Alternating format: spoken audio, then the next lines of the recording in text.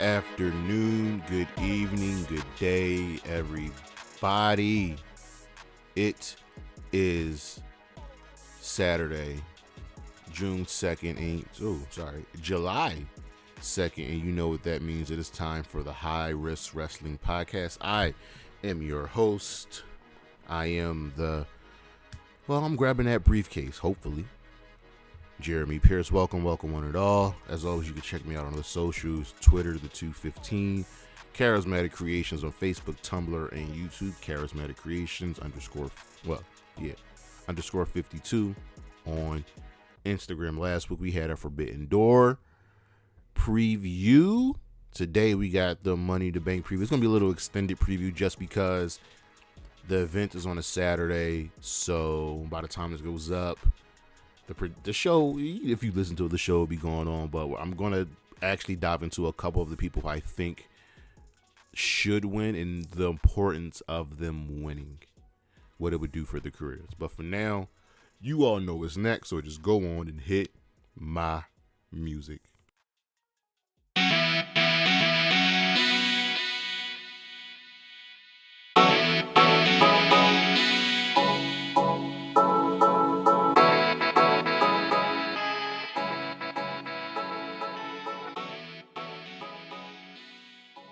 All right, on the news front, what we got? We got Death Before Dishonor was announced. It'll be taking place Saturday, July 23rd from Lowell, Massachusetts. The poster features all of our champions, the Ring of Honor World Champion, the Ring of Honor Tag Team Champions, the Ring of Honor TV Champion, the Ring of Honor Pure Champion, and the Ring of Honor Women's Champion. Now, can we just get a damn TV deal, streaming deal, something? Vince McMahon is back in trouble. A past rape allegation that he settled with has come out from 1992. By Rita Chatterton. She says the assault occurred in 1986 and she came forward in 1992. This is being picked up by the news. Keep your ears to the ground. Another AEW original is gone from the company, and that would be Allin Angels of the Dark Order. So they've lost 2 members already, and fans are not happy. It feels like AEW just not really caring about the Dark Order anymore. It kind of sucks because they are true and blue AEW originals, and Evil Uno shuts down the rumors of the Dark Order's demise. He says we're not dead. So I hope things change, because I love the Dark Order. Anna Jay is even still there, but she changed her colors. She doesn't even wear her Dark Order colors anymore. Sasha and Naomi are still listed on the Eternal rosters, even though pretty much Sasha's been released. Naomi's, I guess, working on a new contract, and the higher-ups in the WWE are trying to smooth things over with Sasha, trying to bring her back to the fold, but I think she's done. Forbidden Door did a $5 million pay-per-view buys and a $1 million door, according to Tony Khan. If it did that, that's pretty fucking amazing, actually. If it did all of that, that's solid. Raw ratings for the Go Home show for Money to Bank dropped slightly. They brought in 1.95 million viewers with a 0.54, and the 18 to 49 demo. The demo didn't change, but they lost about 30,000 viewers. Oh, that's actually not bad. See if they can get up to back over to 2 million. NXT ratings drops big time. They did 570,000 viewers. That is down from 630,000 viewers from the previous week, with a 0.11 in the 18 to 49 demo. Last week they did a 0.18. So up and down it goes for NXT. WWE signed Bellator star Valerie Loureda to a multi-year deal. This is one of their big, I guess, signings. She'll probably get a push over other people, and like Triple H made a public statement about they're happy. They're pushing her. She's probably going to debut in NXT quite soon. Santana got injured during the Blood and Guts match. It looks like it has to do with his knee. He did a Uranagi and his knee buckled. He did not wrestle for the rest of the match, so he's going to get an MRI done, but he's probably going to be out for a long period of time. And there's a chance he could actually be on his way out of AEW. He just put on Twitter 126 days and soon. Could he be leaving? There sounds like there's even some issues between him and Ortiz. So we'll keep our ear out for that, for more on that. Hikaru Shida made her return, teaming with Yuka Sakazaki to defeat Heather Reckless and Lady Luck on an episode of Dark. And we got to get the number one champion back. Gotta get her on screen. All right. Logan Paul, the human shit stain that he is, has officially signed with the WWE. Apparently it's a long-term deal, and he's coming for the Miz. So whatever. Fuck Logan Paul. AEW Dynamite ratings, guess what? Pulled in a little over 1 million viewers with a .49 and an 18/49 demo. That is very, very, very good. Io Shirai's contract is expiring very soon. I'm hoping she leaves the WWE. She was never getting called up to the main roster. In my opinion, she is the best women's wrestler on the planet. And they kind of just wasted her. So there's a chance she could just always go back to Japan to be with friends and family. I'm really curious to see what Io is going to do. She's my favorite women's wrestler today. Adam Cole was out with a very, very serious concussion. Everybody's hurt, man. This is bananas. This is fucking nuts. And Impact held their Against All Odds special. So the results are as follows. The Motor City Machine Guns defeated the Bullet Club. Chelsea Green and Deonna Purrazzo defeated Mickie James and Mia Yim. Mike Bailey defeated Trey Miguel, X Division Championship. Mike Bailey retains. Knockouts Tag Team Championship. Taya Valkyrie and Rosemary were defending against Tennille Dashwood and Giselle Shaw. They retain their 10-man tag match of Honor No More, taking on the Good Brothers, America's Most Wanted, and Heath. The Good Brothers, Heath, and America's Most Wanted won that. Ravens Clockwork Orange House of Fun match. Sami Callihan versus Moose. In a very brutal and bloody affair, Moose wins that. Knockout World Championship. Jordan Grace defending against Tasha Steelz. Jordan Grace wins that. And in the main event, Josh Alexander defending the Impact World Championship against Joe Doring. Josh Alexander retains. That's the news, and we shall be right back.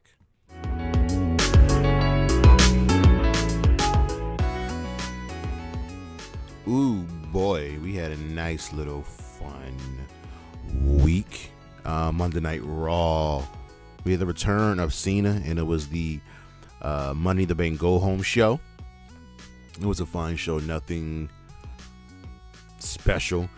Matt Riddle won a last chance battle royal to qualify for the Money in the Bank, but remember, as long as Roman Reigns is champion, he can't challenge Roman Reigns for the championship.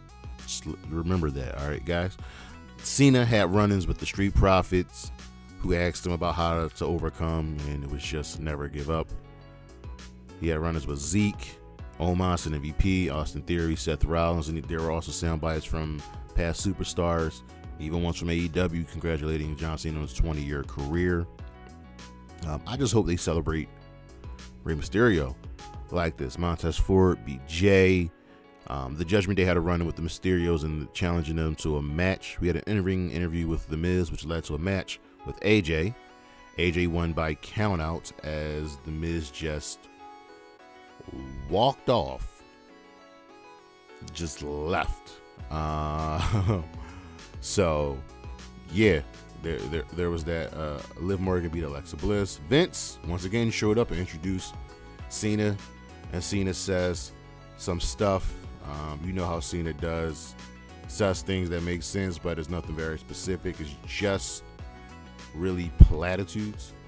Bobby Lashley beat the Alpha Academy in a handicap match. We had a rehabilitation promo from Cody, putting over everybody in the men's Money in the Bank match. But he specifically said that if Seth wins, he'll be the first to congratulate him. And Becky won an last chance elimination match to qualify for Money in the Bank. It also featured a match where Nikki, ASH, Xia Li, Shayna Baszler, and Doudrop. Doudrop looked like a star here. So Doudrop got the first 2 eliminations, or was it Becky? Becky eliminated Nikki, and I think she eliminated Xia, and then Doudrop eliminated Shayna. It was good. It was a really fun match. Over on Dynamite, we had blood and guts, blood and guts, blood and guts, blood and guts. Orange Cassidy debuted his new theme, which was his old indie theme. He defeated Ethan Page. Dan Lambert, before the match, got the best friend sent it back because they don't have a manager's license. But it was fun. Orange Cassidy actually drank orange juice to power up. As long as we do this sporadically, it will be fun. Christian cut another promo, and we're digging into this heel Christian, and we had a newly heel Luchasaurus. He got him a match against Serpentico, and he just murdered him. He won with a variation of the snare trap, which is Jungle Boy's finisher. Danhausen needed some tag team partners to take on the Gun Club and Max Caster, and he found some guys that were really good at wrestling. You may know them as FTR, the IWGP Ring of Honor and AAA Tag Team Champions. They won the match, and after the match, Billy Gunn turned on his sons. Anthony Bowens can walk. So question is, are the Gun Club heels or are they faces? We need to explore this more, but I'm definitely going to enjoy this feud. This is going to be a really, really, really fun feud. Jade Cargill defended the TBS Championship in an open challenge against Layla Gray, which she won. And she was like, she wanted some real competition.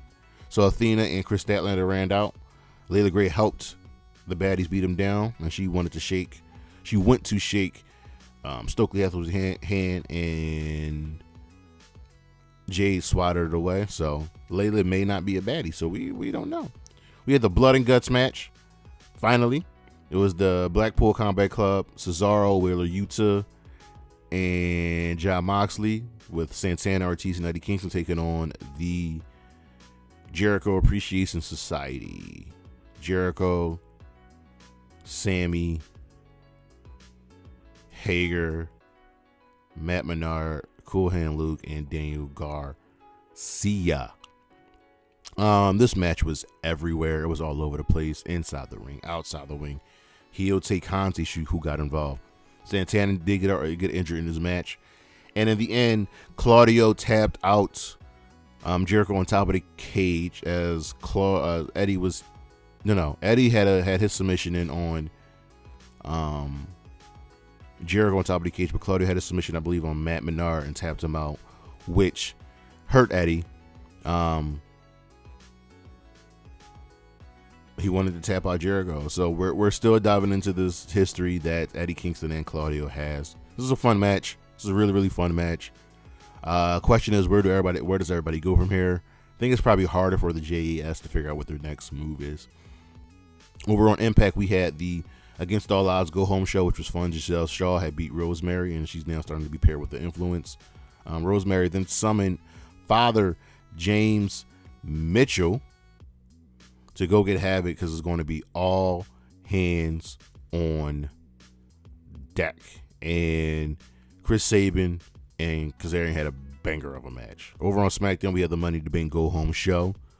WWE does this really dumb, the dumb thing they do where if it's a ladder match or a Money in the Bank match, people got to sit on top of the ladders to cut promos and talk. It's fucking stupid. The only person that didn't clown was Omos. We did have a battle royal, which Corbin won. It was a random battle royal. Nothing was on the line. There were no stakes for it. Natalya shrugged off Ronda Rousey's comments from last week.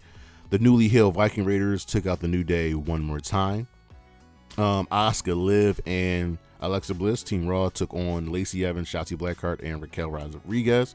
Team Raw won. Becky was on commentary, and she laid out Asuka after the match with the manhandle slam. We had a really, really great in-ring promo battle between the Street Profits and the Usos. It was really good.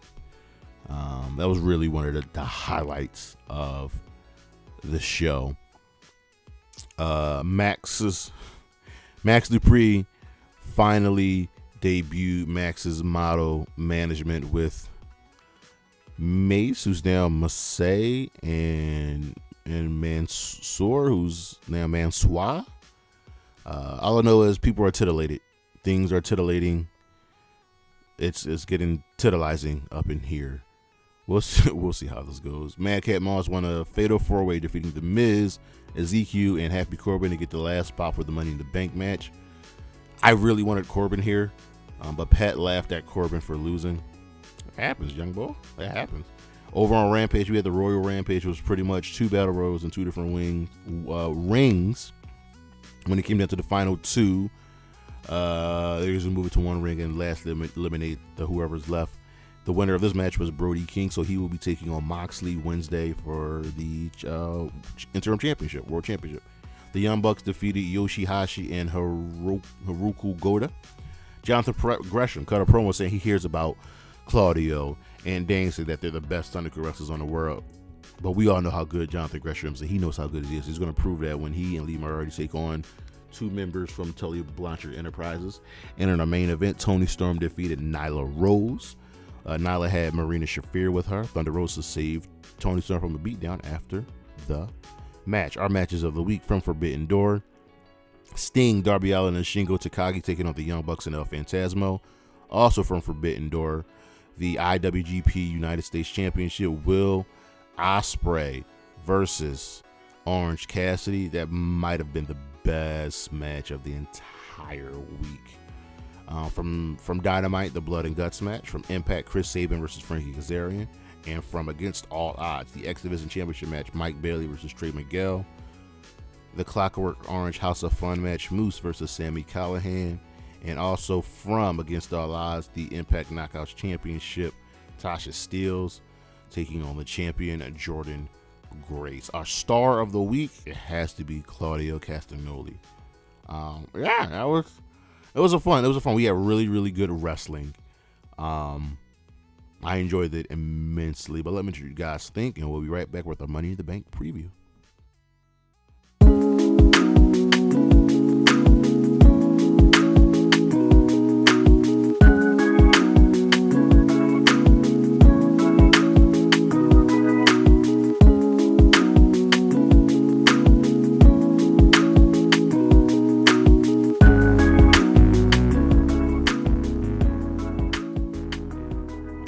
All right, Money in the Bank, now officially a part of the Big 5. I still think they have a Big 6 because you still have Clash of Champions. Actually, will there be a Clash of Champions this year? That's really that's really interesting. Let's go to 2022 Money in the Bank. There is no Clash of Champions this year, so I guess there will be. I guess there's a Big 5 this year. I will be going to Extreme Rules. That is for damn sure. Didn't they have an Extreme Rules in Philadelphia? I'm sorry, I'm like all over the place. They come to Philly every other year. They're in Philadelphia. Battleground. I feel like there was Extreme Rules in 2019 in Philly. That was Seth versus Brock for the championship. And man, they were here in 2020, 2019. Bro, they come to Philly every year. I love it. Anyway. Money in the Bank. Money in the Bank. Big 5. One of the most exciting pay-per-views that we have, that they do. It's very hard to water it down. The only way you can really water it down is by really changing the stipulation, but also making the winner's win feel like nothing. So last year, on the women's side, Nikki ASH won the briefcase. She cashed in successfully against Charlotte Flair, who has been cashed in on. She's been cashed in on 3 times. Like, that's pretty crazy. And Big E won his briefcase last year, and he was going to win. He was the favorite, but I'm gonna be honest with y'all, Nikki and Big E's reigns weren't great. I think Nikki's reign only lasted 3 months or so. And Big E's reign, he just lost every single match and eventually lost to Brock Lesnar in that fatal 5-way. Hasn't been the same since. So their reigns weren't that great. But we're on to this year's Money in the Bank pay-per-view or premium live event. We've got 6 matches. We've got 6 matches once again, but obviously they're booking it. The show's being bookended by 2 longer matches. So we've got a couple of title matches on the card too, actually. So first up, we've got, I don't know the order, but we've got the SmackDown Women's Championship, Ronda Rousey defending against Natalya. Now, you guys know this was originally supposed to be Ronda versus Sasha. We know how that turned out. But this feud got turned up a notch, doing very, very well on social media. And then, don't forget, last week, Ronda obliterated Natalya with this fucking promo. It's pretty crazy. Actually, she obliterated her. And mind you, these two are friends in real life. They're friends, so they were saying these things to each other. But you know what? It's stuff that they've heard. It's stuff that they heard. It's whatever. But I think the outcome of this match and the other women's championship match is a foregone conclusion. Question is, how will the journey be? How will the in-ring journey be? It's going to be good. Ronda and Natalya are very good workers, especially Natalya. This is going to be a really good match. It's going to be intense. It might be slow at times, but that's okay.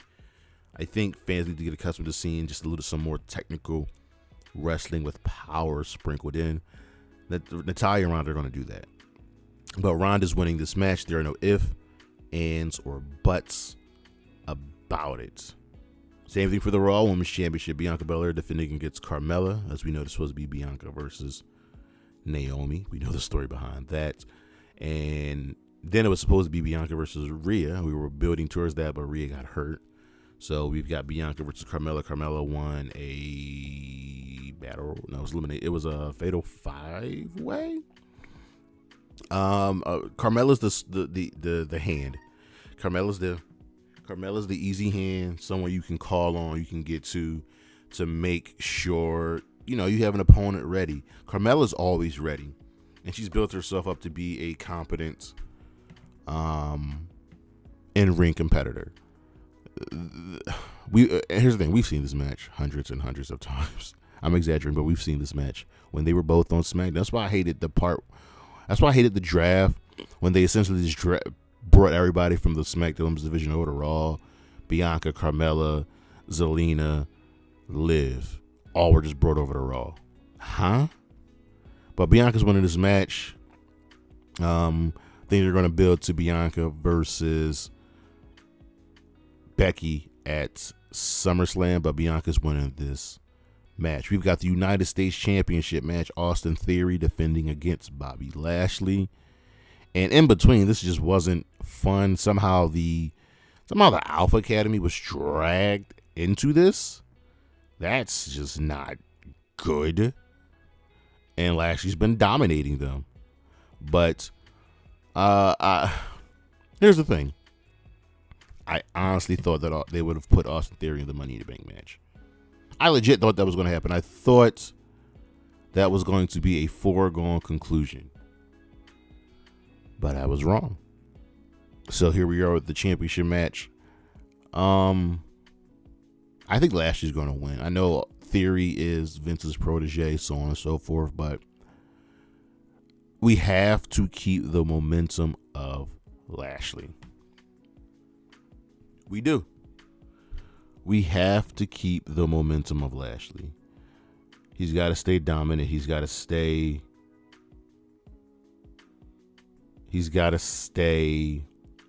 vigilant. We've got to stay making him look good.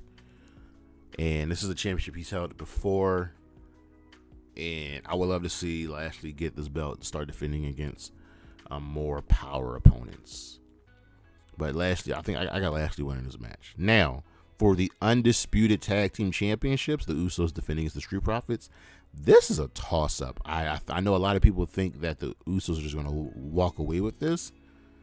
I don't know. We've been telling the story of the Street Profits being meaner, getting a mean streak. We've been telling the story of the Profits trying to up their game that they can beat the Usos in one-on-one matches. But when it comes to the tag team match, something is just missing. Something's off. Now on the Friday Night Era, I picked the Street Profits to win this match. I'm still sticking with the Street Profits to win this match. Yes, the Usos are dominant, but I like the edge that the Profits are bringing, and at some point they've got to beat the Usos in a tag match, right? They've got to defeat them. So I'm going with the Usos. Now, on to our two Money in the Bank matches. We'll start with the women's match. So, listen, as much as I love her, out of every woman in this match, Shotzi's my favorite, like who I cheer for next to Asuka. I love Shotzi. Shotzi has no shot at winning this match. And you know what? Neither does Raquel. So that brings it down to Becky, Asuka, Liv, Alexa, and Lacey. So, who's winning this match? Well, first of all, we gotta ask ourselves, by winning this match, will it help them? Will it be important? Do they deserve to win this match? So, Lacey Evans has been getting this All-American push going back and forth. She's solid in the ring. Pretty good on the mic. But would she truly benefit from this? Because you also got to remember who the champions are. If I believe that Ronda and Bianca are retaining, for me that narrows down our list of winners. Lacey Evans is a face. We've only have two heels in this match, Shotzi and Becky. Lacey could benefit from it if they want to really go all in and hard doing this All-American gimmick, but I don't see her winning. Neither do I see Raquel, I must always smile Rodriguez winning. No shot, no chance. Then there are the other four, all from Raw. Alexa Bliss just got back. She hasn't actually been women's champion for a very long time. Remember there was a period where she just kept winning the belt. She's a 5-time women's champion, I believe. And Alexa, they want to dive into the rebranded Alexa with Lily. They could give it to her. Asuka won it 2 years ago, and that's how she got her ring. This was during the pandemic. And Asuka's the wild card because she could always win and do amazing things because it's Asuka. Asuka does amazing things. But I think when it's all said and done, the tried and true that really honestly have a chance to win this briefcase are Liv Morgan and Becky Lynch. Outside of, I'm trying to think, Lacey and Shotzi, everyone else there has held a championship. Outside of Lacey, Shotzi, and Liv, everybody else there has held some form of a championship. Raquel's NXT Women's Champion. Alexa Bliss, Asuka, and Becky are also former women's champions.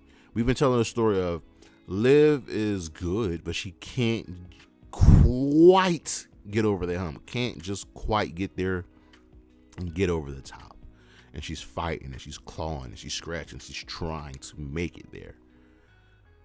Liv Morgan would benefit the most, hands down, bar none, from winning this match. It will be validation of all of her hard work, just like how Carmella won Money in the Bank. But Becky, we've been telling the story of that she's desperate, that she will do anything. And we know who's on the poster. That's gonna play a part. See, the heart says Liv. The head says Becky Lynch. And the question is, do they want to give the briefcase to Becky while Bianca has a new challenger at SummerSlam? That's the important question. Or could you just have Becky cash in? I like Becky to win. I like the desperate measures she'll take to win this match. And remember, the last time she got close to winning the briefcase, Alexa Bliss knocked her off and took it for herself. So pay attention to that. But I like Becky Lynch to win this match. Over on the men's side, Seth Rollins, Madcap Moss, Sami Zayn, Drew McIntyre, Sheamus, Omos, and Matt Riddle. Now. Let's make a note of excuse me, who's not winning this match. Madcap Moss, I don't even know why they put him in here. He's not winning. He's got no chance. And neither does Omos. I know why he is in here. There's always got to be a giant in the match. The women's match is Raquel. The men's match is Omos. It's going to be kind of crazy seeing Omos climb the ladder. Sheamus and Drew, I don't think have shots either. Sheamus has already been Money to Bank and cashed in. Drew hasn't, but he's been cashed in on. I don't see him nor Sheamus winning. So that leaves Matt Riddle, Sami Zayn, and Seth Rollins. Storyline-wise, all three of these guys make sense to win the briefcase. Now, Matt Riddle is the weird one because he can't challenge Roman Reigns as long as Roman Reigns is champion. So why is he even in this fucking match? Unless Brock wins the last man standing match at SummerSlam. Riddle's the odd pick here, but I don't see him winning. Now, Sami Zayn said he is, if he does win, he's just holding the briefcase to protect Roman. But Sami's so good. Sami is conniving. Question is, do you really see them putting the world championship on Sami Zayn? I think the guy should be champion at some point. Would he get one of those 3-month test reigns that they like to give out? Sammy's really weird here. Cause I would lose my shit if Sami Zayn won this match and got the briefcase. Just to see him troll the bloodline always coming for him. Yo, was you gonna stick to your word? Now he's buddy. Now he's officially in the bloodline. Now that he has the briefcase. That's a good one. That's a good way they could go. But for me, also on the poster, storyline, Seth Rollins. He's got the most famous cash in. They've been making note of the last man standing match between Brock and between Roman at SummerSlam, that at the end of the match, whoever wins that match is going to be down for the count. They're going to be hurt. They won't have any fight left in them. Easy money. Pick your spot, cash in on them. And it makes sense for Seth freaking Rollins to do it. That's the kicker. Will it go down like that? I don't know. But I do like Seth to win. I actually do like Seth to win, and not only win, but cash in successfully. The women's one I'm a little iffy on. But Seth, he's my favorite here to win the men's Money in the Bank match. Now, I think Riddle winning would benefit his career much. He's probably the most over guy in the company right now that Cody is injured. And they could do a lot with Riddle. They should capitalize on him being popular. It could even benefit from a Randy Orton heel turn. But I like Seth. Let me know what you guys think. By the time you listen to this, we will have had the pay-per-view. But thank you all for listening. Thank you all for watching. I appreciate it all. Don't forget to check me out on the socials. Charismatic Creations on Facebook, Tumblr, and YouTube. Charismatic_Creations52 on Instagram of the 215.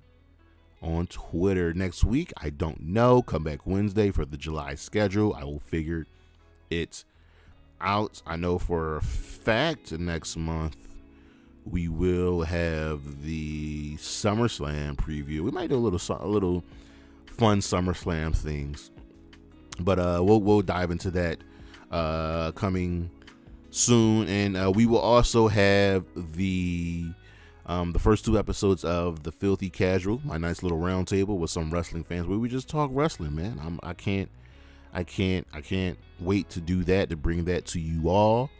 And as always, Xia Li, Wendy Chu, and Gigi Dolan, holla at your boy. Peace.